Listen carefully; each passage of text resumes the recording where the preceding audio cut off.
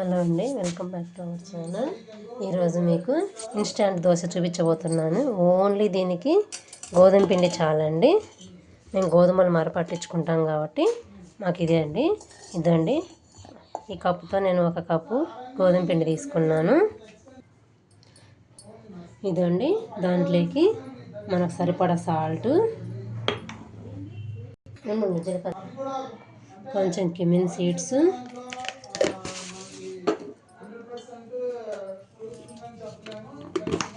కొంచెం red chilli powder. మన ఇష్టం అండి, గ్రీన్ చిల్లీస్ వేసుకుంటే సరిగా రాదు దోశ, అందుకని చెప్పి నేను రెడ్ చిల్లీ పౌడర్ తీసుకుంటున్నాను. దాంట్లో కొత్తిమీర, కరివేపాకు కూడా వేసుకోవచ్చండి. మనకు సైడ్ డిష్ చట్నీలు ఏం లేకపోయినా సరే మంచిగా పనిచేస్తుందండి. టేస్ట్ కూడా చాలా చాలా బాగుంటుంది. ఇదండి, విస్కర్స్తో మిక్స్ చేశాను అంతా.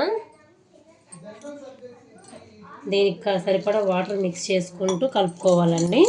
కలుపుకొని 10 మినిట్స్ కూడా అవసరం లేదండి, దోశలు వేసేసుకోవచ్చు. ఇన్స్టెంట్గా దోశ వచ్చేస్తుంది. చాలా చాలా టేస్ట్ ఉంటుందండి. ఇదిగోండి, ఈ కన్సిస్టెన్సీ వచ్చేలా కలుపుకోవాలండి బ్యాటర్ని. ఇలా కలుపుకొని దోశలు వేసుకుంటే చాలా చాలా బాగుంటాయండి. దట్స్ ఫర్ మినీ వ్లాగ్ అండి. బాయ్ అండి.